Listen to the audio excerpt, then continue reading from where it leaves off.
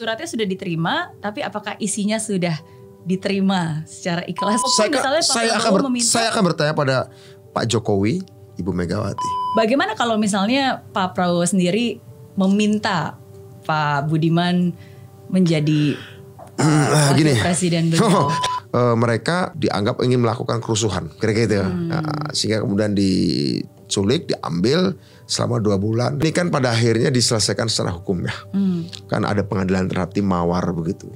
Dan mereka sudah ditindak. Pak Prabowo sendiri kan tidak diadilinya. Kalau saya memberikan kesempatan untuk Pak Budiman berbicara, anggap aja sekarang Bu Megawati sedang menonton video ini. Hai friends, saya lagi mau menuju kantor nih untuk syuting podcast Friends of Mary Riana. By the way, hari ini bintang tamunya spesial loh. Ada yang bisa nebak gak siapa? Ikutin terus ya. By the way, kemarin tuh saya baru aja pulang dari ngisi seminar di Kupang dan Bandung. Mobilitas yang tinggi bisa cukup menguras energi saya. Tapi kalau udah ketemu peserta seminar, wah biasanya saya jadi semangat dan recharge energi lagi. Nah selain itu, saya juga punya satu rahasia yang banyak orang nggak tahu. Karena banyak juga yang suka nanyain, emangnya Miss Mary nggak kelelahan ya? Nggak pegel-pegel gitu badannya kalau aktivitasnya super padat? Nah ini dia rahasianya. Saya minum Tolak Linu dari Sido Muncul setiap hari. Tolak Linu ini berfungsi untuk membuang semua capek, pegel, linu, lelah karena bekerja seharian. Cara pakainya langsung diminum sebelum tidur, karena Tolak Linu bekerja di saat kita tertidur, memperlancar peredaran darah dan juga meningkatkan metabolisme, bikin istirahat jadi maksimal dan semua capek lelah dibuang. Bangun tidur, badan segar, siap beraktivitas lagi. Oke, kalau gitu yuk kita langsung mulai syutingnya ya.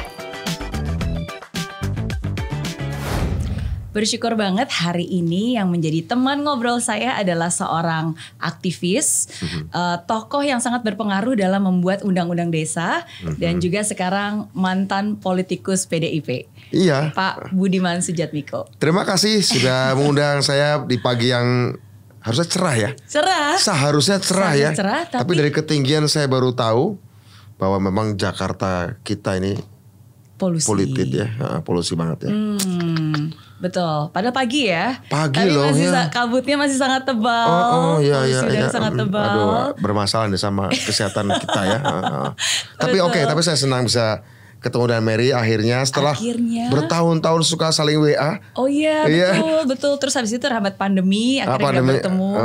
Tapi sekarang akhirnya kita dipertemukan kembali hari ini. Oke. Pagi ini tadi katanya nggak secerah yang biasanya. Apa karena kurang istirahat cukupkah?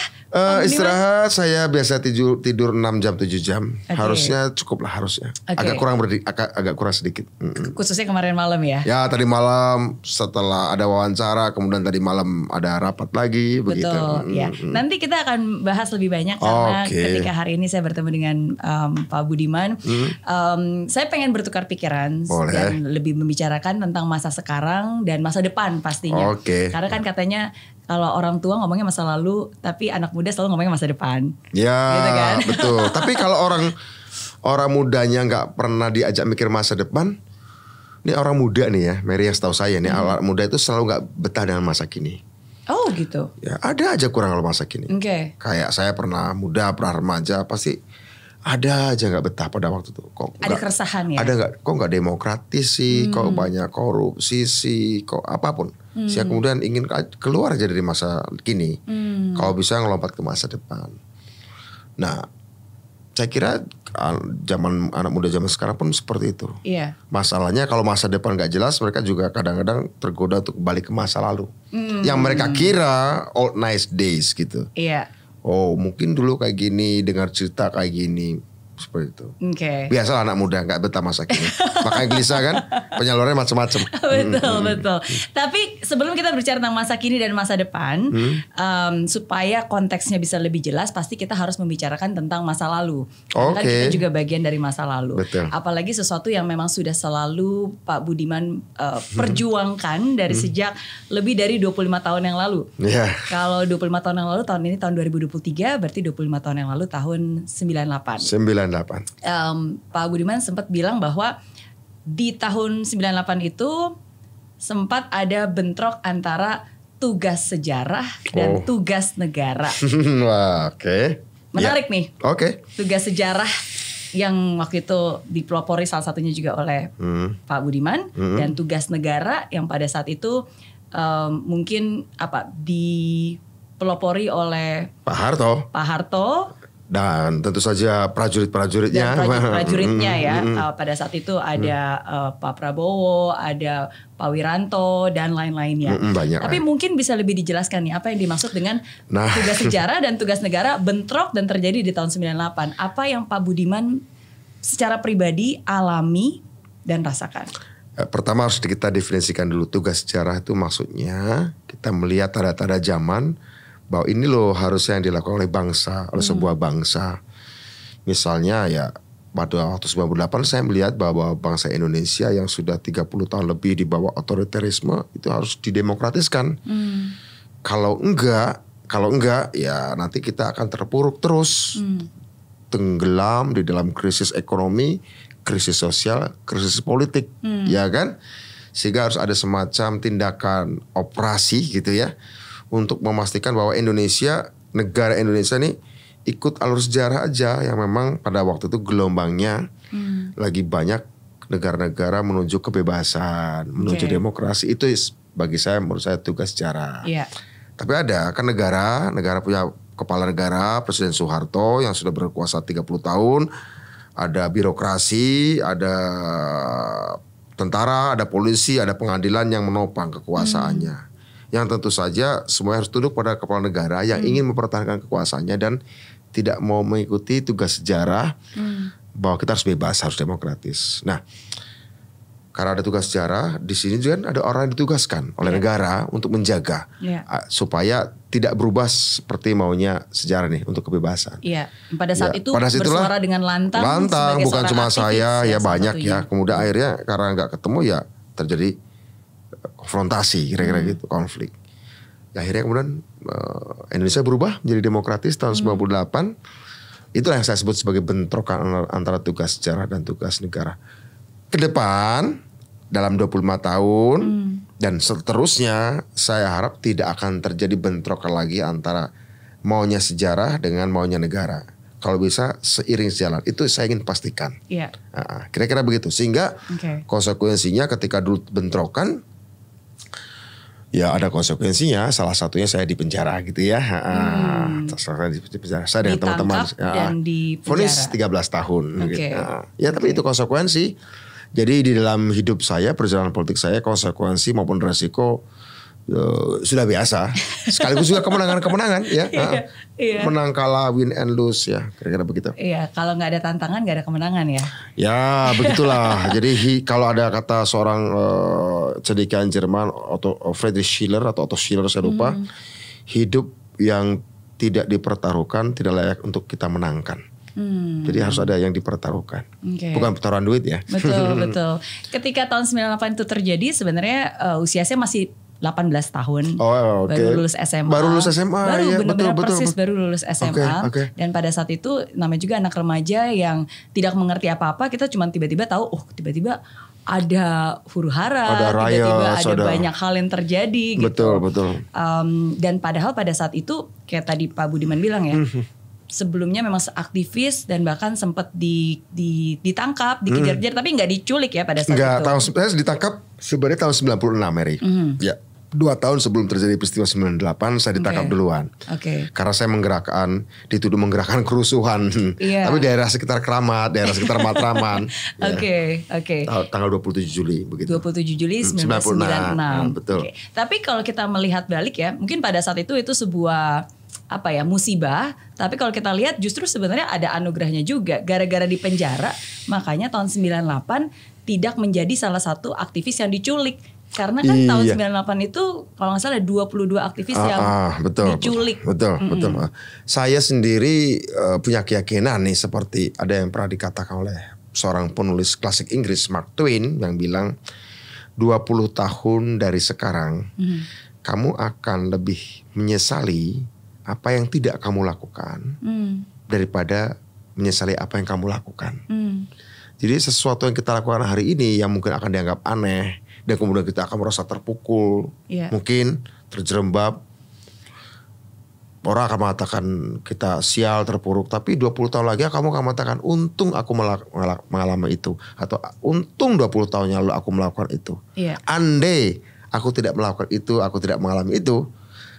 Pasti akan ada penyesalan. Aduh, seharusnya dulu saya mengalami itu atau melakukan itu. Karena pada akhirnya apa yang kita lakukan 20 tahun lalu, hasil-hasilnya bisa dinikmati secara penuh 20 tahun kemudian. Dan kita bisa berkata, I was there. Ya, saya ada di sana untuk melahirkan situasi yang sekarang kita nikmati. Saya pikir ternyata tidak sampai harus nunggu 20 tahun sih. Cukup 2 tahun. Cukup 2 tahun. 2 tahun. Iya. Ya, cukup 2 tahun. Jadi ketika 98 kerusuhan itu terjadi, Pak saya Budiman posisinya di dalam penjara. Di dalam penjara bersama teman-teman saya. Oke. Betul. Dan ketika ada aktivis yang diculik, itu Pak saya Budiman sudah di penjara sebenarnya. masih di penjara. Oke. Saya baru dibebaskan oleh Presiden Gus Dur itu tanggal 10 Desember tahun 1999. Gitu. Oke. Tapi Pak Budiman kenal dekat dong dengan orang-orang aktivis sebagian itu kan diculik itu. anak buah saya, teman-teman saya di PRD gitu. Yang ketika saya ditangkap dengan teman-teman, mereka yang melanjutkan perjuangan. Oke. Karena mereka nggak ditangkap, mereka kemudian melanjutkan perjuangan. Begitu. Iya. Kalau boleh tahu, Pak Budiman tahu nggak sih persisnya apa yang terjadi dalam ini kan soalnya again seperti saya pada saat itu dan orang pada umumnya kita cuma mendengar ada penculikan nih, terus ada aktivis nih dan seterusnya, tapi kita tidak benar-benar mengerti apa yang sesungguhnya terjadi dan dirasakan oleh mungkin sahabat Pak Budiman yang pada saat itu menjadi salah satu dari yang diculik dan ditahan selama 2 bulan kalau nggak salah. Itu seperti apa, dibawa kemana dan apa yang terjadi? Itu yang saya kan tidak ada mengalami dan kebanyakan mereka maaf. Itu waktu disandra kan ditutup matanya, jadi tidak tahu proses mereka ada di mana. Mereka hanya bisa mengira-ngira ada di mana, dan sebagaimana saya juga waktu tertangkap juga tidak tahu dibawa kemana awalnya begitu ya. Tapi pengakuan mereka kan mereka diambil itu di berbagai lokasi yang berbeda dan hari-hari yang berbeda.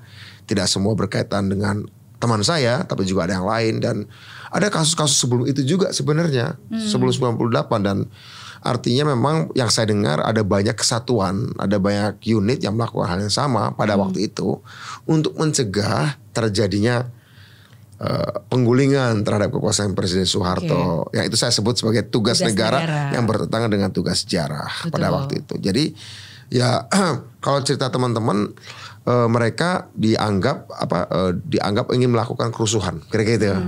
Sehingga kemudian diculik, diambil selama 2 bulan, dan kemudian menurut pengakuan teman-teman dan saat saya berbicara dengan beberapa yang terlibat penculikan, ada salah satunya almarhum Kolonel Bambang Kristianto atau Kristiono gitu, Kristiono ya, yang terlibat dengan penculikannya. Pemimpinnya ya, bercerita bahwa yang kami ambil sudah kita lepas semua, Mas.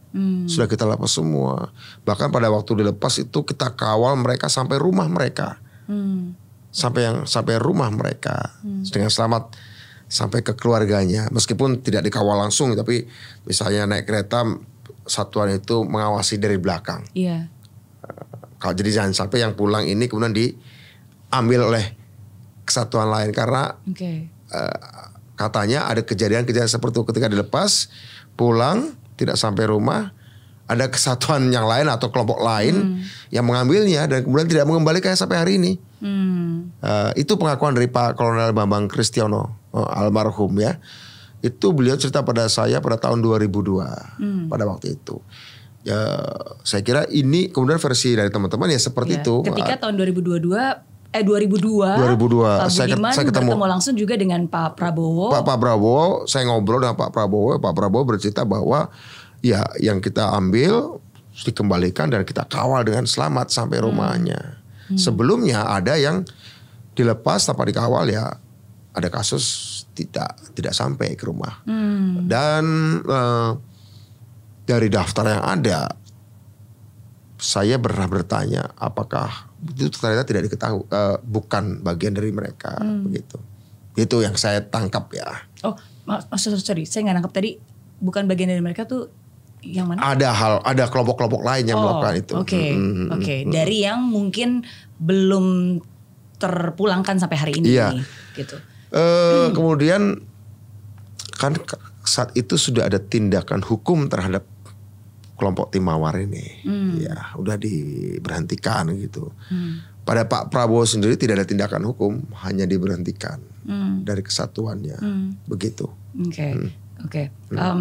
Menurut saya bukan sesuatu yang mudah ya untuk akhirnya bisa bertemu dan ngobrol dan bersilaturahmi dan bertukar pikiran pada saat tahun 2002. Iya, waktu itu 2002 berarti 4 tahun setelahnya ya, kira-kira begitu ya. Betul. Kemudian yang lain sih saya tidak ada hal yang kemudian pada akhirnya ketika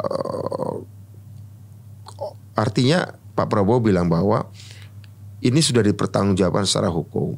Saya sendiri sudah diberhentikan. Kira-kira begitu. Dan seperti saya kata penjelasan yang tadi, saya sebut tadi. Gitu. Iya. Oke. Jadi tapi kalau menurut pengamatan Pak Budiman, apakah Pak Prabowo terlibat atau ada keterlibatan dalam pelanggaran HAM atau proses penculikan? Saya melihat ini kan pada akhirnya diselesaikan secara hukum ya. Kan ada pengadilan terhadap tim mawar begitu. Dan mereka sudah ditindak. Pak Prabowo sendiri kan tidak diadili ya. Tidak ada proses pengadilan sehingga secara hukum memang tidak ada kaitannya. Secara hukum tidak dikaitkan. Mungkin yang saya anggap lebih pada pernyataan tanggung jawab karena bagaimanapun juga mereka ini kan satuan unit di bawahnya begitu. Jadi kemudian kenapa tidak hukum itu yang paling tahu adalah proses dari ada satu institusi namanya Dewan Kehormatan Perwira DKP yang juga memeriksa dan kesimpulannya tidak ada pengadilan terhadap Pak Prabowo. Begitu. Dan gitu. Pak Budiman juga mengapresiasi sikap Pak Prabowo yang bahkan meminta maaf kepada korban penculikan. Iya, dan kemarin terakhir tanggal 18 Agustus juga meminta maaf pada saya. Beliau bilang di depan publik bahwa saya juga dulu ngejar pasukan saya ngejar-ngejar, ada perintah ngejar Mas Budiman, cuma kan nggak ditangkap oleh beliau. Saya ditangkap oleh kesatuan lain. Tapi ada perintah yang memang untuk pada saat itu ya. Memang ada perintah dari atasannya. Namanya tentara ya. Kita nggak tahu, saya sendiri bukan tentara, jadi perintah itu kan sakral begitu, komando itu sakral begitu. Jadi ya begitulah. Situasi kompleks pada masa itu. Yang saya katakan tugas negara pada waktu itu penugasan yang diterima oleh tentara atau polisi atau intelijen dari seluruh kesatuan. Pada waktu itu kan komandonya satu ya. Itu perintah tugas negara, tugas dari kepala negara. Dan ya itu bertabrakan dengan kita yang merasa bahwa kita sedang menyambut panggilan sejarah itu. Begitu. Dan kita nggak bisa mengembalikan waktu untuk membalikan ke masa lalu. Yang kita lakukan sekarang adalah yang bisa kita lakukan hari ini untuk mengubah masa depan. Mengubah masa depan dan menyelesaikan sisa-sisanya. Setelah 25 tahun Pak Prabowo kemudian juga ikut proses politik karena beliau tidak pernah dihukum secara pidana, ikut proses politik, pernah menjadi calon wakil presidennya Ibu Megawati tahun 2009, kemudian bertarung lagi dalam Pilpres 2014, bertarung lagi dalam Pilpres 2019 ya. Dan kita tahu bahwa artinya sudah ada proses politik. Sebagai capres resmi pernah didaftarkan di KPU, sebagai cawapres pernah didaftarkan di KPU. Kalau misalnya nih Pak Prabowo dinyatakan bersalah secara hukum, maka proses penerimaan oleh KPU sebagai cawapres, sebagai capres, atau proses pemilunya itu sendiri di 2009 beliau sebagai cawapresnya Ibu Megawati, 2014 dan 2019 harus dinyatakan cacat juga dong. Betul. Dan hasil meskipun akhirnya tidak menang dan menang Pak Jokowi, ya berarti Pak Jokowi mengikuti satu proses politik demokrasi yang bisa dianggap cacat secara hukum. Nyatanya kan tidak. Nyatanya kita anggap, ya saya sepakat Pak Jokowi pemerintahan yang sah. Ya kan? Betul. Menarik pajak kita gitu kan.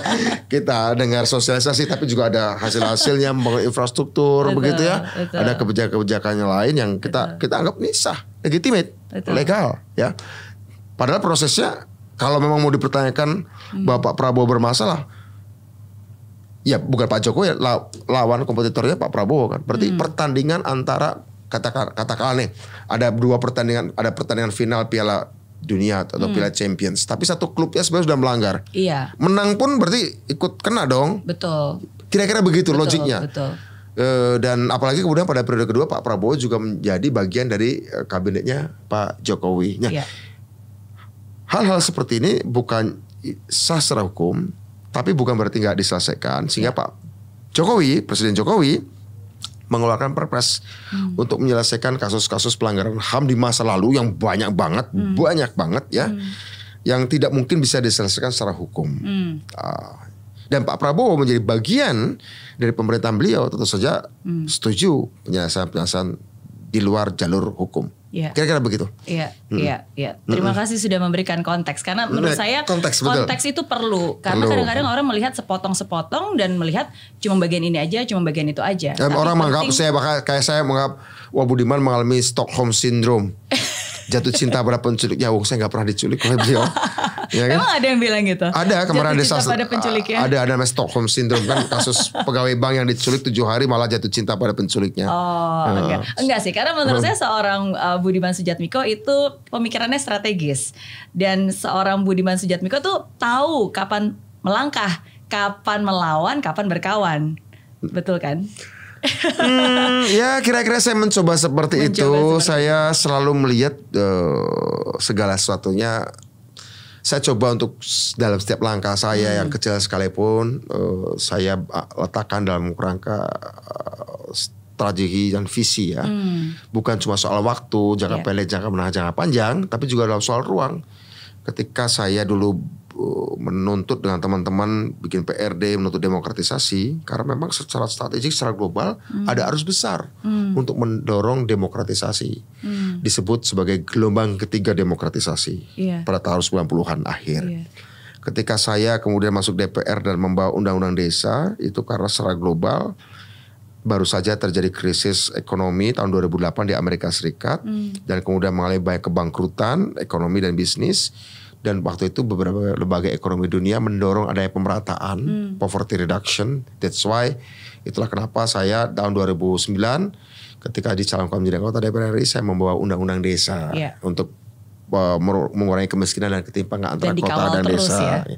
Pun sekarang saya juga ketika berbicara soal lagi concern dengan teknologi, tiba-tiba muncul pandemi. 2018 saya mulai, kemudian muncul pandemi, dan kita tahu di era pandemi selama 3 tahun semua manusia harus berhubungan dengan teknologi informasi digital.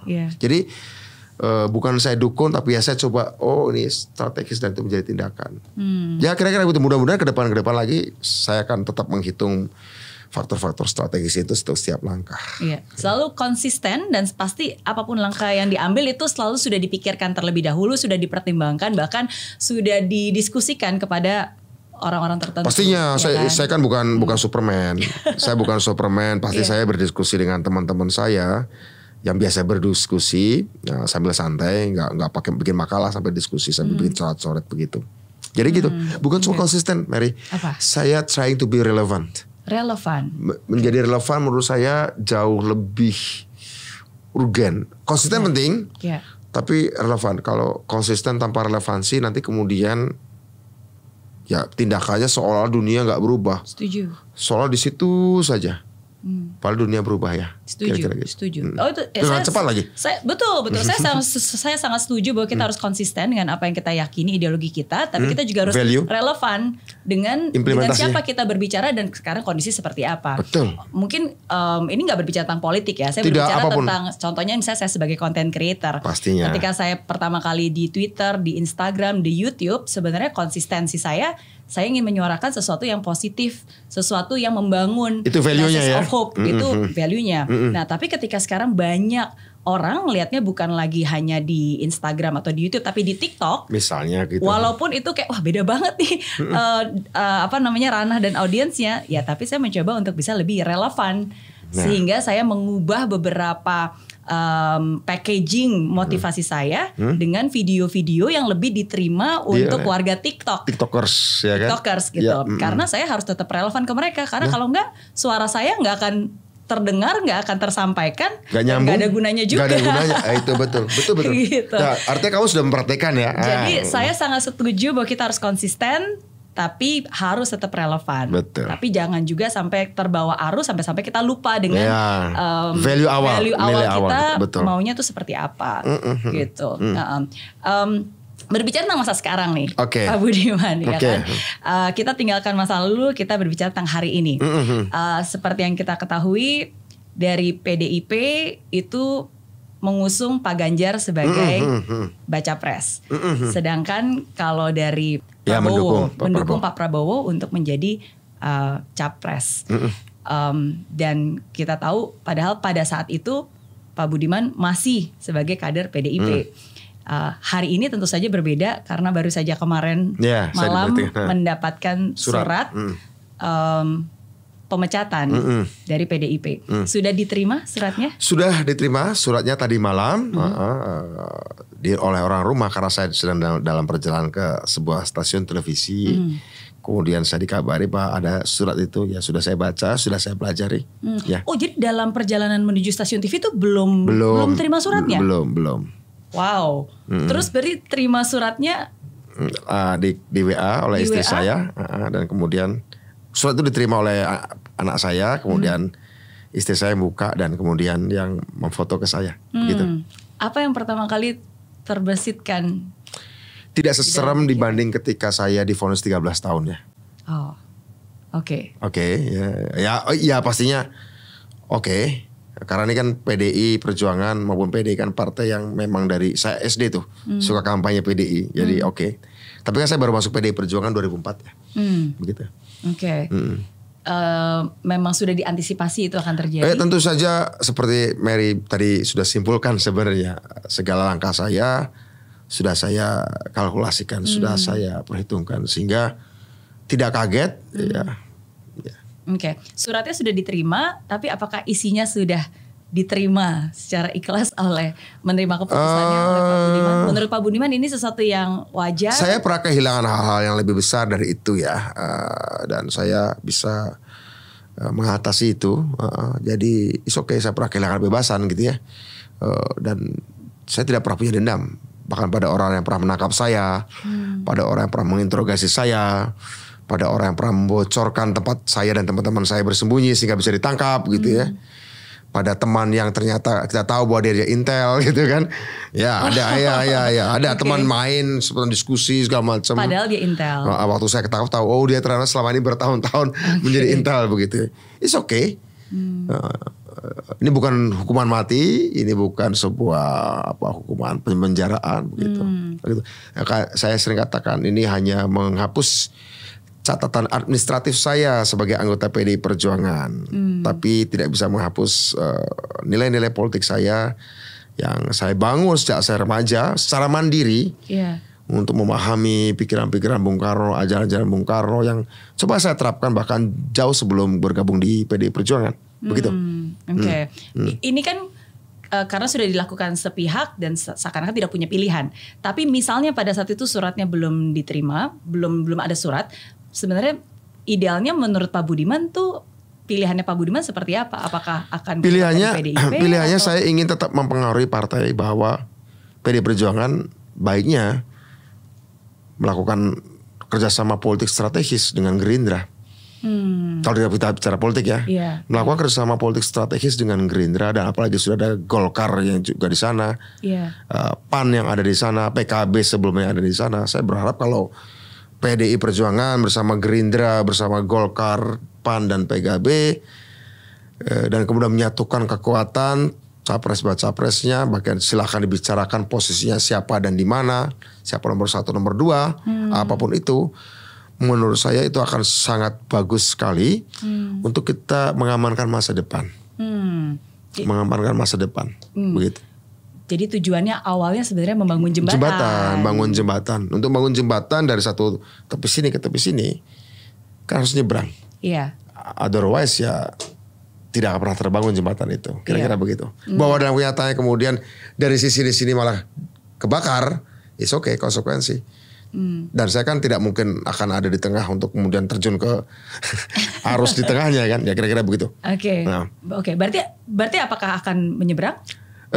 Tidak terpikir untuk berpartai dulu sekarang. Tapi kalau udah nyebrang aja sudah. Ya dia dukung Pak Prabowo kan begitu. Tapi tidak terpikir untuk berpartai dulu. Oke. Ya sebenarnya di dalam dunia politik waktu itu saya selalu ingat Pak Sandiaga Uno selalu bilang it's always last minute. Karena nggak ada yang pernah tahu kan. Kadang-kadang misalnya siapa tiba-tiba jadi dengan siapa selalu pergerakannya tuh tidak bisa diprediksi, bisa aja last minute. Mungkin iya, meskipun dalam tradisi saya tidak seperti itu. Tradisi saya selalu jangka panjang. Orang relatif bisa memprediksi langkah strategi saya. Karena memang saya terbuka. Saya selalu katakan apa mau saya selalu katakan apa cita-cita saya selalu katakan terbuka dalam berbagai macam diskusi. Ini loh saya mau tentang Indonesia. Saya selalu katakan itu. Artinya kalaupun ada analisis ya tidak terlalu jauh. Sehingga orang sejak awal bisa melakukan penilaian pada saya. Apakah Budiman layak jadi sekutu atau lebih baik jadikan seteru. Bagi saya seperti itu. Kalau langkah-langkah last minute segala macam dalam tradisi saya tidak. Dalam tradisi saya tidak. Saya selalu membangun kerangka besar sehingga orang untuk memilih menjadi sekutu atau seteru saya, kawan atau lawan saya, itu mereka punya bekal yang objektif. Jadi bukan sekedar masalah suka atau tidak suka, bukan juga kemudian akhirnya menjadi lawan saya karena merasa ditipu oleh saya, bukan juga menjadi kawan saya karena merasa dijanjikan yang berlebihan oleh saya. Jadi silakan hitung, silakan dengan objektivitasmu, ini mau saya. Kamu ada di mana, terima atau tidak, atau apa yang bisa kamu terima, apa yang tidak. Saya selalu terbuka. Saya selalu terbuka karena itu tradisi politik yang menurut saya bagus untuk demokrasi. Karena itu saya selalu berharap calon-calon presiden itu jangan takut ngomongin ide, jangan takut ngomongin visi misi. Nanti kamu ide visi misi saya dicuri. Kamu ketakutan dicuri ya, berarti kamu hanya punya sedikit ide. Sehingga ketika dicuri pun merasa hilang. Kalau kamu memang menjadi seorang concern dan cita negara ini, pasti di kepalamu, di hatimu. Ada banyak jumlah yang gak bisa dihitung oleh 10 jari. Sehingga ketika diambil sebagian, kamu selalu punya banyak stok. Kalau kamu takut bicara visi misi, tidak harus detail ya, tidak harus sampai teknis ya. Kamu takut bicara value, bicara visi misi, dan kamu takut itu dicuri, berarti betapa sedikitnya yang kamu punya. Dan kalau kamu sedikit yang kamu punya, buat apa kamu memimpin 270 juta orang ini? 270 juta orang ini terlalu banyak untuk bisa diurus dengan hal-hal sensasional saja. Yang esensialnya mana? Esensial kan visi misinya ya. Menurut saya sih kayak gitu. Betul. Iya. Dan seperti tadi Pak Budiman bilang, ya ini menarik ketika Pak Budiman bilang untuk mengamankan masa depan Indonesia, sebenarnya idealnya Pak Ganjar dan Prabowo harusnya bersatu nih. Terserah siapa namanya, siapa di 1-2-nya begitu ya. Kalau menurut Pak Budiman yang mana yang lebih cocok harusnya? Ya kalau saya melihat begini Mary, sekali lagi hitung-hitungan strategik. Menurut saya ini juga terinspirasi oleh pidato-pidato Ibu Mega bahwa kita butuh kepemimpinan yang strategik. Pak Prabowo menurut saya dibandingkan dengan 2 yang lain lebih punya kandungan bobot kepemimpinan strategik. Kenapa? Saya sendiri punya pengalaman diskusi beberapa kali dengan beliau. Gak sering tapi cukup mendalam, cukup spontan, cukup sensitif untuk saya katakan bahwa concern terhadap geopolitik, geoekonomi, geostrategi yang banyak berubah hari ini karena perang, karena pandemi, karena revolusi industri, itu lahir dari passion, lahir dari concern, passion, hasrat, keinginan gitu. Bukan sekedar dia ngomong karena dia baca tulisan orang. Bukan itu, tapi benar-benar dari sini ya. Tidak ada rekam jejak untuk itu. Di masa lalu pernah berhadapan dengan saya karena cara kami memandang geopolitik juga berbeda pada waktu itu. Tapi bahwa dia concern terhadap geopolitik, saya juga concern terhadap geopolitik. Hanya di posisi yang berbeda, sehingga kami bertabrakan. Ya kan? Tapi bahwa dia pernah concern yang sama, itu menurut saya memudahkan saya bertukar pikiran. Karena kita kayak ya ada di lapangan bola yang sama, hanya kamu klub lawan, aku klub sini. Betul. Ya kan, tapi suatu saat ketika ada situasi tertentu saya bisa jadi satu klub dengan dia. Dan keterampilan yang pernah kita pakai untuk saling melawan bisa saja saling melengkapi ya, betul apa yang kata Mary. Seperti itu. Jadi saya coba melihat itu begitu. Jadi saya melihat bukannya Pak Ganjar gak punya kapasitas kepemimpinan strategik, bukannya Pak Anies tidak punya, tapi not their strong point, bukan titik kuat mereka, dan bukan hal yang bisa membuat orang ikut mereka. Mereka bisa punya pengikut, mereka pendukung, punya fans, tapi bukan pada itunya yang membuat Mas Ganjar punya pengikut, simpatisan, fans, pendukung. adalah bukan pikiran-pikiran strategiknya, tapi komunikasinya yang populistik misalnya. Yang satu lebih populis, yang satu lebih strategis. Strategis, Pak Anies bukan lebih intelektualis. Itu kekuatan masing-masing di situ. Jadi ini bukan soal mana yang salah, mana yang benar, mana yang buruk atau yang baik, enggak. Tapi ini soal relevansi. Iya. Dan kombinasi mana yang sebenarnya lebih relevan aja yang dibutuhkan untuk Indonesia masa depan. Ini soal relevansi. Iya. Begitu. Oke. Jadi misalnya nih tadi digabung nih Pak Prabowo sama Pak Ganjar. Ya, kita bicara strategik dan populis, kita kebutuhannya mana yang harus di depan. Oke. Ya. Yang strategik lebih di depan, yang populis lebih di belakang. Oke. Menurut saya itu. Kalau 2014 beda. 2014 memang butuh populisme, pemimpin yang populis. Ya, karena situasinya pada waktu itu butuh pemimpin yang memang mau belusukan, mau ke bawah. Karena memang sebelumnya pemerintahnya kan agak elitis, kira-kira gitu ya. Butuh antitesanya bahwa orang butuh situasi baru, butuh ke bawah. Sehingga waktu itu bangsa Indonesia mayoritas memilih Pak Jokowi. Sementara Pak Prabowo kekuatannya di strategik. Pada waktu itu perhatian dan concern terhadap situasi global tidak terlalu menjadi persoalan. Belum se-urgent sekarang. Belum semendesak sekarang, Mary. Dulu persoalan adalah bagaimana orang punya akses infrastruktur sampai pelosok. Bagaimana orang punya akses kartu Indonesia Sehat, kartu Indonesia Pintar. Dan itu bukan berarti sekarang gak dibutuhkan. Itu dibutuhkan, tetap harus dibutuhkan dong. Dan Pak Prabowo pada waktu meskipun mencoba ngomong hal-hal yang populis, tapi itu bukan strong point-nya. Orang suka Pak Prabowo bukan karena dia pernah jadi ketua HKTI, Himpunan Kerukunan Tani. Orang bukan suka Pak Prabowo karena dia punya janji untuk memberikan susu gratis atau bubur kacang hijau gratis. Ya, bukan. Ya, orang suka tapi nggak lu banget deh, kira-kira gitu ya. Kita Indonesia lagi gak butuh kayak gitu. Kita lu kan kekuatannya pada soal strategi segala macam. Tapi kita lagi gak butuh itu. Kita butuh yang infrastruktur, kita butuh macam-macam ya. Kartu Indonesia Sehat, kartu Indonesia Pintar gitu ya. Pak Prabowo ngomong hal populis yang sama, itu bukan lidahmu, kira-kira gitu ya. Sehingga kita gak milik kamu. Tapi sekarang ini sudah beda. Bukan berarti yang ini gak diterusin ya. Bukan berarti kartu sehat gak diterusin. Bukan berarti optimalisasi dana desa gak diterusin. Bukan berarti infrastruktur gak diterusin. Tapi lagi butuh orang yang titik kekuatannya pada kemampuannya untuk menggabungkan berlayar dalam konteks global yang lagi berombak besar. Ada perang, ada pandemi, sisa-sisa pandemi, ada ancaman krisis pangan, ada dedolarisasi, ada BRICS, ada munculnya kebutuhan untuk multipolarisme di tingkat global supaya tidak satu kubu saja dikuasai Barat. Hal-hal seperti itu lah yang ketika saya bertemu terakhir dengan Pak Prabowo di Jalan Kertanegara, itu kita omongkan. Kita bicara perang nuklir, kita bicara kemungkinan pergeseran titik panas konflik dunia bukan lagi di Ukraina, Rusia, tapi di Selat Taiwan.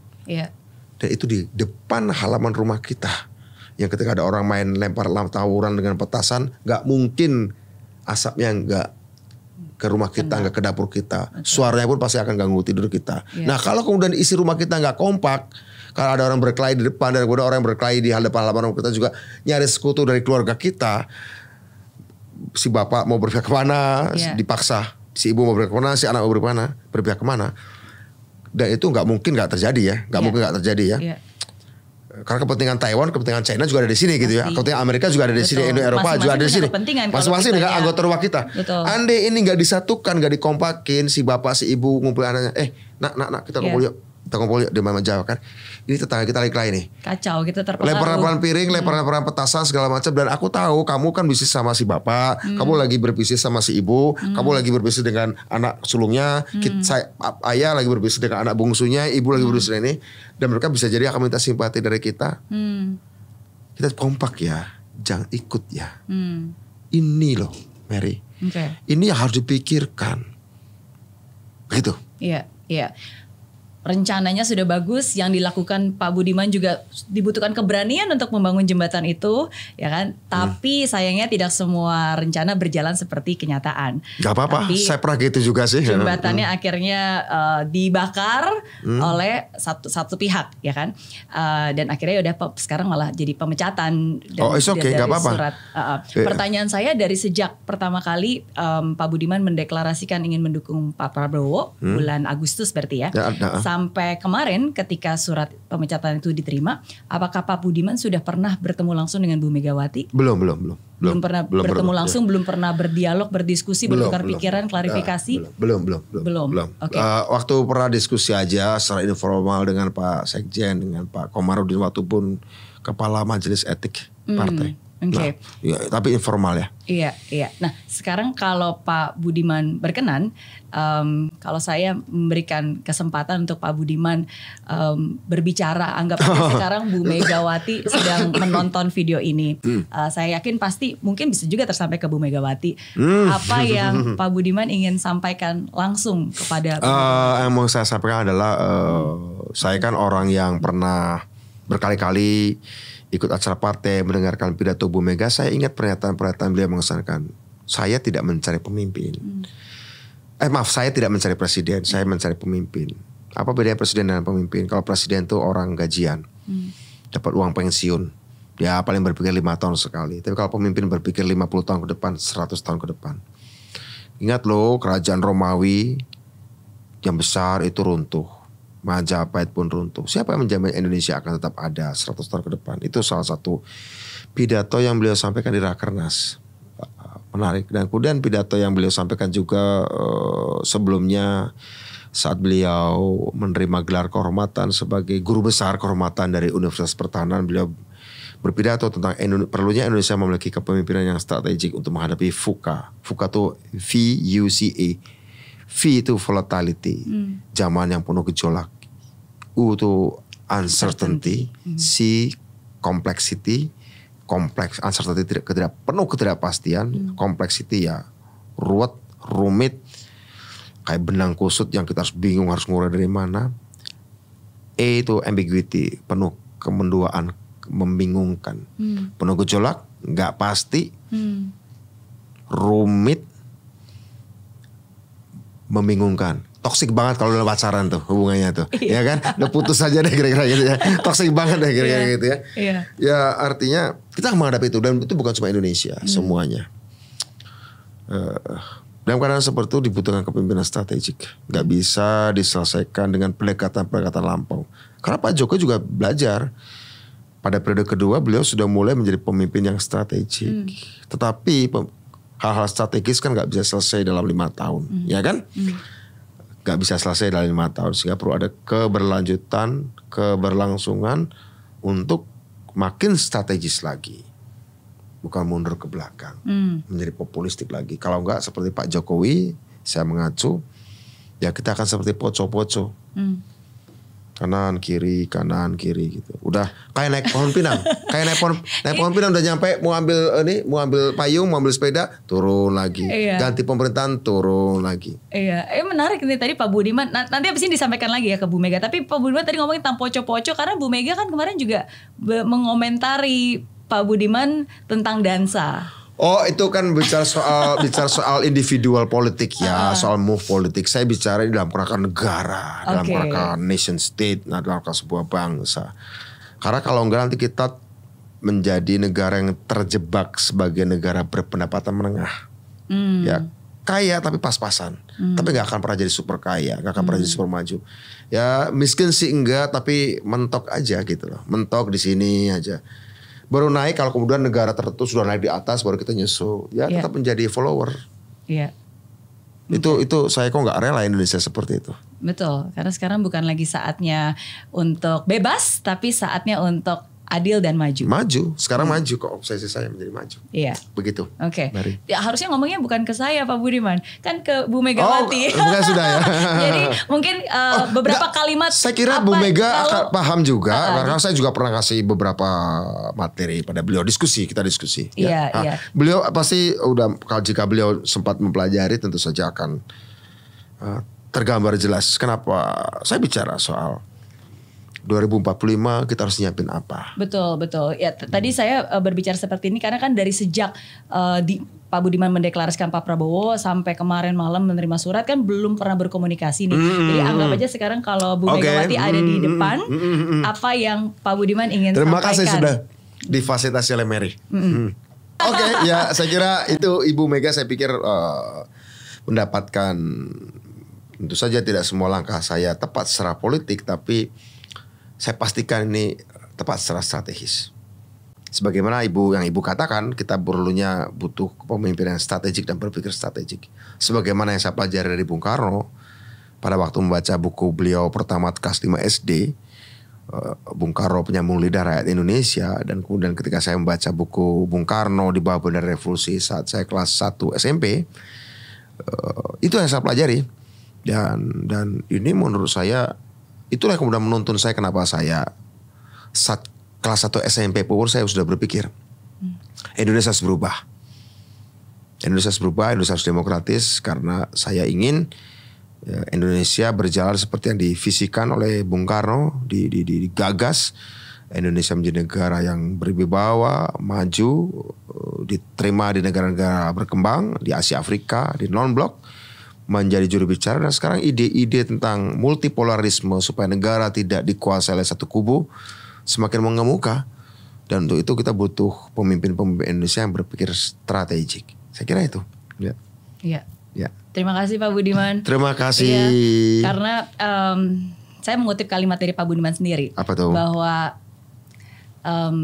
kalau kita mau demokratis, Indonesia yang lebih maju, apalagi di dunia politik, itu dibutuhkan kesabaran dan penekanan ego. Oh iya dong, harus. Dan mungkin itulah yang saat ini sedang dilakukan oleh Pak Budiman. Karena tidak mudah untuk bisa menghadapi banyak hal. Oh, kalau soal ego ditekan ya. Harus sabar. Karena saat ini mungkin belum banyak orang yang bisa mengerti dan melihat apa sih sebenarnya sedang diperjuangkan oleh Pak Budiman. Ya sama seperti dulu juga kan. Awalnya gak ngerti. Pada akhirnya 98 cuma 2 tahun ngerti kan begitu ya. Iya. Takes time, gak usah nunggu 20 tahun ternyata bisa lebih cepat. Betul. Kalau Pak Ganjar dan Pak Prabowo belum bisa dipersatukan saat ini. Tapi sekarang kan kita berbicara tentang Pak Prabowo sebagai capres. Jadi forget sekarang ya, udah lupakan saja katanya. Lupakan aja kan. Pak Prabowo sebagai baca pres. Tapi ada banyak juga nih pengusung-pengusung calon wakil presiden, yang juga sebenarnya mau dan juga diusung. Yang sebenarnya ini nama-nama yang besar ya. Contohnya ada Pak Erick Thohir yang diusung oleh PAN. Ada Gus Muhaimin, PKB. Betul. Ada juga Pak Erlangga Hartarto. Itu yang dari tim koalisi. Dan di luar koalisi pun masih ada Bu Yeni Wahid, masih ada Ibu Khofifah. Nah, kalau menurut penilaian dan pengamatan Pak Budiman, kira-kira dari nama-nama tadi yang mana yang paling tepat atau paling cocok untuk mendampingi Pak Prabowo? Yang jelas harus latar belakang sipil. Semuanya sipil ya. Latar belakang sipil, dan saya pikir saya belum melakukan dalam tanda kutip pengamatan terhadap mereka gitu ya. Belum banyak melakukan pengamatan terhadap mereka, sehingga better saya tidak memberikan komentar dulu. Begitu. Oke. Bagaimana kalau misalnya Pak Prabowo sendiri meminta Pak Budiman menjadi wakil presiden beliau? Gitu unthinkable ya. Tapi gini, kalau berbicara soal apakah meminta saya kira ini saya nggak pernah bicara soal jabatan bahkan. Ya, tapi kalau misalnya beliau meminta, bakal diterima nggak menjadi wapres beliau?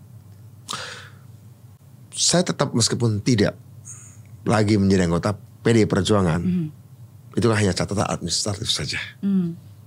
Saya akan tetap bertanya pada Ibu Megawati sebagai individu.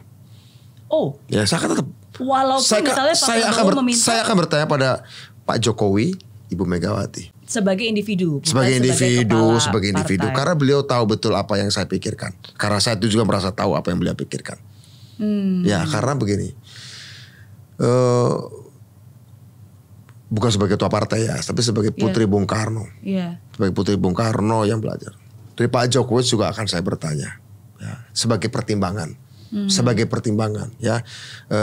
Bukan penentu pastinya, bukan penentu. Karena penentu pada akhirnya diri saya sendiri dan pada akhirnya penerimaan saya oleh Pak Prabowo begitu. Tapi tentu saja saya bukanlah orang yang merasa tahu semua hal ya, pastinya seperti itu, Mary. Begitu. Iya, karena kan kalau yang pernah saya dengar dari sharingnya Pak Budiman, apa tuh? Seorang aktivis sama seorang intelijen itu harusnya bergabung. Iya, karena kalau itu bisa bertemu, wow, itu akan jadi sangat baik. Karena kan sebenarnya itu saling bisa memperkaya dan melengkapi satu sama lain. Betul. Ya, bukankah Pak Prabowo intelijen, ini aktivis pasukan elit ya. Ya, itu pernah saya sampaikan juga ke beliau, bahwa tapi ini bicara soal apa ya? Saya mau berbicara soal saya adalah orang yang punya kultur, saya dibesarkan dalam kultur orang yang menghargai senioritas, orang yang pernah ikut membesarkan saya meskipun tidak ada ikatan organisasional. Pastinya ikatan saya dengan Ibu Megawati melampaui sekedar catatan-catatan administratif. Melampaui itu. Gak bisa sesederhana itu ya. Siapapun yang kemudian berkehendak memecat saya begitu ya, tapi melampaui itu semua. Tentu tidak menjadi penentu, tapi setidaknya saya ingin mengatakan, Bu, ada seperti ini, saya hanya ingin meneruskan apa yang dipikirkan Bung Karno ya, kira-kira begitu. Pada Pak Jokowi ya, karena Pak Jokowi saya kenal lama juga sejak 2005. Dari sebelum jadi wali kota ya. Menjelang pencalonan wali kota begitu. Dan beliau juga berkepentingan kan beliau ingin apa yang dilakukan beliau bisa diteruskan. Tentu saja saya akan bertanya dan minta nasihat. Meskipun pada akhirnya saya menentukan. Saya akan menentukan. Karena pada akhirnya acceptability saya oleh Pak Prabowo maupun pendukung-pendukungnya ya. Tapi saya pikir pembicaraan kita ini sudah berdiri di atas asumsi-asumsi yang sudah terlalu jauh begitu. Saya hanya mengikuti logik dan etiknya, konsekuensi logis dan konsekuensi etis. Jika itu terjadi atau andai itu terjadi secara logis dan secara etis, itu yang akan saya lakukan. Meskipun pada akhirnya saya menentukan. Tapi sekali lagi saya ingatkan, pembicaraan yang terakhir ini sudah taruh di atas asumsi-asumsi yang sangat jauh begitu. Iya, betul. Ya, kita berbicara tentang beberapa kemungkinan. Tapi saya sangat menghargai jawaban dari Pak Budiman yang bagaimanapun juga walaupun bukan lagi anggota partai tapi masih tetap meminta. Bu Mega itu bukan sekedar ketua partai. Bu Mega itu ketua Dewan Pengawas BPIP, urusan ideologi. Bu Mega juga ketua Dewan Pengawasnya BRIN, Badan Riset Inovasi. Berkaitan dengan ideologi, berkaitan dengan teknologi. Jika tidak bersama dalam satu perahu politik praktis, namanya PD Perjuangan, ya, yang sekarang saya tidak di sana lagi. Tapi saya punya concern terhadap ideologi Pancasila. Saya punya concern terhadap teknologi. Menurut saya itulah dua hal yang tidak boleh dipisahkan. Mungkin kalau saya akan bertanya pada beliau, bukan sebagai ketua umum PD Perjuangan, katakanlah sebagai ketua Dewan Pengawas BPIP, secara ideologis bagaimana? Sebagai ketua Dewan Pengawas BRIN, apakah keberadaan saya misal seperti dikatakan oleh Meriana diminta sebagai cawapres Pak Prabowo misal, andai, bagaimana? Apakah ini juga harus memiliki agenda-agenda inovasi ke depan?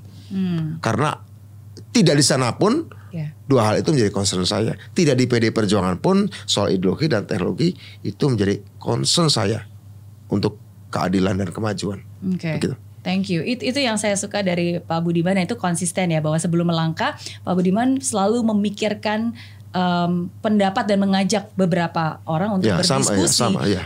Sebelum melangkah ke Kertanegara pun juga melakukan diskusi, bahkan bukan cuma 1 bulan 2 bulan, bahkan dari bertahun-tahun sebelumnya kan. Jadi sama, apapun juga yang langkah yang akan diambil ke depan, tetap butuh bukan hanya pemikiran sendiri tapi mendapatkan pandangan dari orang-orang terdekat yang berhubungan dengan konteks itu supaya berhubungan dengan konteks ketika melangkah ya udah ini benar nih, bukan hanya berdasarkan perasaan tapi karena untuk satu tujuan yang memang lebih baik, yang memang harus diperjuangkan. Saya harap begitu. Oke. Beberapa pertanyaan lagi Pak Budiman. Oke, jadi saya akan ada lagi. Saya akan menyebutkan ada 5 tokoh politik yang akan saya sebutkan namanya dan mungkin izin Pak Budiman untuk memberikan komentar. Menurut Pak Budiman, komentar Pak Budiman terhadap tokoh ini seperti apa? Boleh ya? Boleh. Politik ya. Okay. Bebas. Boleh. Oke. Jadi yang pertama Pak Ganjar Pranowo. Populis. Satu kata aja cukup ya? Populis, oke. Satu kata kan? Oh, okay. Bebas. Populis komentar. ya? Populis. Pak Anies Baswedan. Intelektualis. Oke. Pak Prabowo. Strategis. Ibu Megawati. Nasionalis. Gibran Rakabuming. Kreatif. Wow. Luar biasa. Kalau Pak Budiman? Saya. Iya. Sabar. Itu satu kata 5 huruf yang bisa mengubah kehidupan seseorang. Which one? Sabar. Oh, sabar itu. SABAR. Oke. Karena dalam hidup ini ya memang dibutuhkan kesabaran sih. Iya sih. Sabar. Betul. Karena kalau orang nggak sabar. Saya dulu orangnya nggak sabaran loh. Masa? Oh, nggak sabaran. Saya dulu tuh kapan? sebelum masuk penjara. Oke. Saya belajar sabar dari orang seperti Sanana Gusmao. Dia dihukum 25 tahun. Dia menjadi gerilyawan dulunya di Timur Timur, dihukum 25 tahun, dan kemudian selama di penjara malah justru dia banyak diskusi, ngajak saya diskusi tentang pentingnya diplomasi, pentingnya kesabaran, pentingnya rekonsiliasi, jangan memelihara dendam pada musuh, ya. Harus bertemu musuh bahkan yang pernah berbeda sekalipun untuk kepentingan lebih besar. Itu tema diskusi saya hampir 3 hari sekali dengan Pak Sanana Gusmao yang sekarang menjadi Presiden Timor Leste kembali. Karena dulu sama-sama di Cipinang. Saya belajar sabar dari seorang gerilyawan. Dulu saya sebelum masuk penjara, saya gak sabaran orangnya. Duh, kok gak jatuh-jatuh Soeharto? Ya, saya mikirkan bagaimana melawan Pak Harto sejak kelas 1 SMP. Iya. Kelas 3 umur 13 tahun. Pendemo sejati ya, demo buruh, demo petani. Ya, demo hanya salah satu saja. Tentu saja diikuti diskusi tukar pikiran. Betul. Belajar untuk sabar. Oke, ini 2 pertanyaan terakhir ya, Pak Budiman ya. Jadi yang pertama, Ganjar Prabowo udah pasti kita lupakan itu karena itu kemungkinannya sangat kecil untuk terjadi. Tapi kan ada 3 capres nih, Pak Ganjar, Pak Prabowo, sama Pak Anies. Kalau Pak Ganjar sama Pak Prabowo mungkin tidak. Nah sekarang kan ada yang bilang Pak Ganjar dengan Pak Anies. Gimana menurut pandangan Pak Budiman? Menurut saya bakal itu terlalu jauh dari apa yang saya bayangkan. Terlalu jauh. Tapi kan banyak beberapa pihak sekarang mulai mempertimbangkan hal itu. Bahkan mulai mencoba untuk menggabungkan 2 hal itu. Bagi saya itu persoalannya bukan lagi organisasional dan politis. Itu bahkan lebih pada soal nilai-nilai yang berbeda ya. Dan menurut saya ya kalau pilihan itu mau diambil boleh-boleh saja secara politik praktis ya. Politik praktis. Tapi saya akan jauh lebih sedih ketimbang saya dipecat. Kalau itu terjadi. Kalau itu terjadi? Iya. Pak Budiman jauh lebih sedih daripada saya dipecat. Dibanding saya dipecat gitu. Iya. Kenapa? Ya value-nya berbeda ya gitu ya. Menurut saya. Dan biarkan Pak Anies dengan kubunya sendiri, dengan kelompok-kelompoknya sendiri yang menurut saya sebagian yang bersama Pak Anies memang agak susah harusnya bercampur dengan PDI Perjuangan. Kalau itu dipaksakan akan lucu. Dan sedih. Ya pastinya karena wah kok jadi kayak gini gitu. Begitu. Iya. Oke, pertanyaan terakhir saya. Dari begitu banyak hal yang Pak Budiman alami, jatuh bangun, roller coaster, apa pelajaran paling penting yang hidup ajarkan kepada Pak Budiman? Pelajaran yang paling penting adalah ini ada satu ungkapan pertanyaan random di Twitter beberapa tahun yang lalu. Ada pertanyaan random di Twitter. Apa hal tersombong atau terbelagu apa yang pernah kamu katakan minimal pada diri sendiri? Oke. Saya jawab, itu pertanyaan random kan saya jawab. 25 tahun terakhir ini dunia dan Indonesia berjalan seperti yang saya imajinasikan. Oh. Oke. Ya. 25 tahun terakhir ini dunia dan 20 atau 25 tahun saya lupa jawabnya karena itu berapa tahun lalu. Dunia dan Indonesia berjalan seperti yang saya imajinasikan. Kenapa itu menjadi pernyataan tersombong? Ya, bagi saya itu sombong. Bagi saya sombong ya menurut ukuran saya. Tapi ya karena kan pertanyaan tersombong ya udah itu yang terlontar di kepala saya.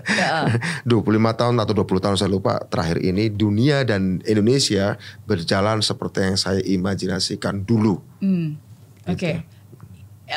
Oke, berarti itu sebenarnya Itu pelajaran saya. Pelajaran saya adalah saya ingin mengatakan bahwa oke, secara garis besar, secara strategik saya membayangkan hal-hal dan itu banyak terjadi. Ketika saya cerita dikit, ketika saya diinterogasi di kantor Kejaksaan Agung selama 4 bulan, saya kan diinterogasi di BAP 2000 halaman segede tebal bukunya. Tanpa buku, tanpa boleh baca koran apapun. Dan apa yang saya tulis di situ, BAP saya itu banyak kejadian. Berlangsung di Indonesia selama 25 tahun terakhir ini. Iya, jadi apa yang dipikirkan sebenarnya itu terjadi. Akhirnya terjadi. Bukan karena saya dukun, bukan karena saya cenayang, bukan ya.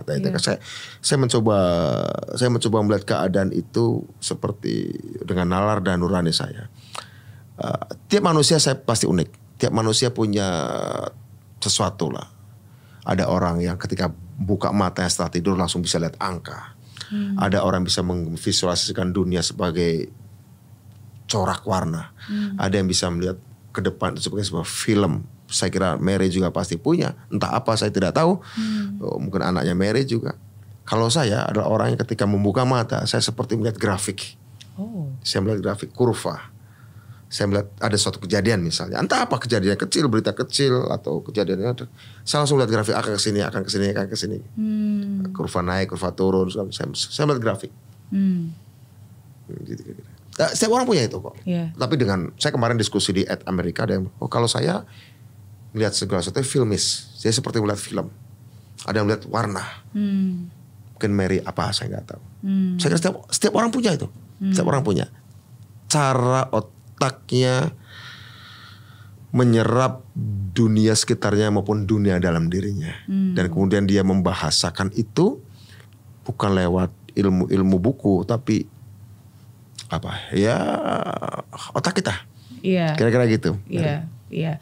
Dan apa yang Pak Budiman lihat berarti untuk Indonesia? Saya biasanya adalah orang melihat grafik. Saya adalah orang yang biasa melihat grafik dan kemudian bagaimana menerjemahkan grafik itu menjadi verbal, menjadi kata. Ya, setiap orang bisa melakukan itu dengan yang lain, dengan jenis yang lain-lain juga. Gitu. Ya, itulah jadi seperti itu. Itu pelajaran saya. Oke. Thank you sudah menjawab pertanyaan-pertanyaan saya. Oke, terima kasih untuk pertanyaan-pertanyaan. Terakhir Pak Budiman boleh nanya satu pertanyaan ke saya? Pertanyaan saya ke Mary. Jangan susah. Saya baru ketemu. Barusan ada jawaban saya yang terakhir. Oke. Saat kamu buka matamu, Mary sudah menjadi entrepreneur yang berhasil, podcaster yang berhasil. Pasti karena Mary bisa mencium sesuatu, bisa menganalisis dengan otak dan hati dan nalar dan nurani segala macam.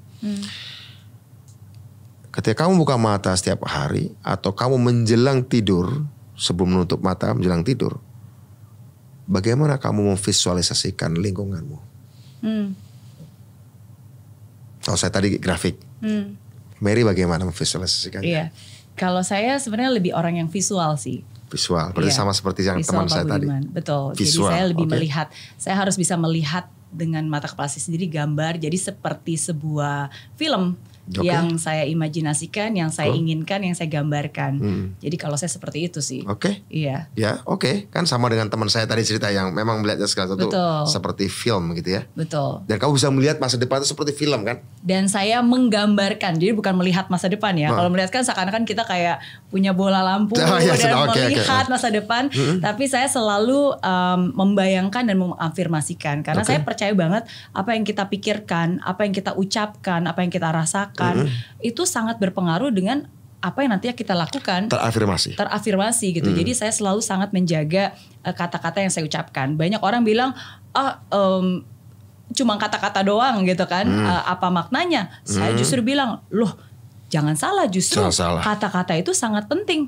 Kata-kata itu bisa menjatuhkan dan bahkan mematikan nasib seseorang, masa depan kita, atau kata-kata justru bisa membangkitkan dan menghidupkan. Iya, dan kalau dari yang ada juga yang bilang nih Pak Budiman, ngomong mah gampang, ya kan? Makanya saya selalu bilang, makanya mulai dari yang gampang.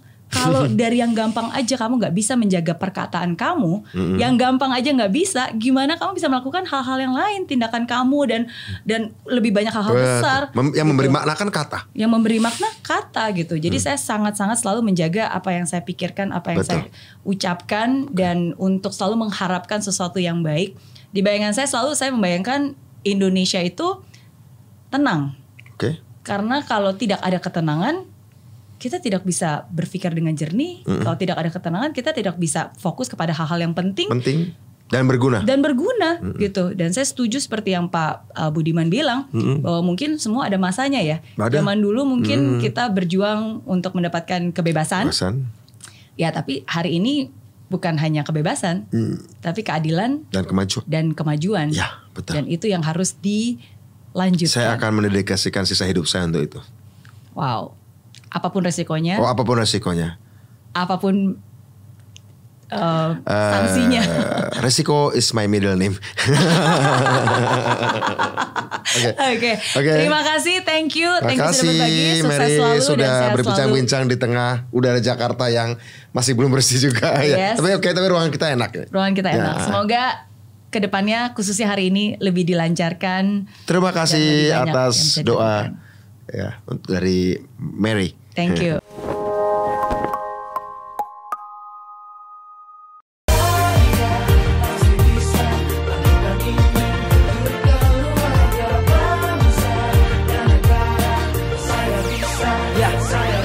Laksana bumi tanpa hujan, hidup tanpa tujuan, kering dan mati tanpa hijaunya tumbuhan.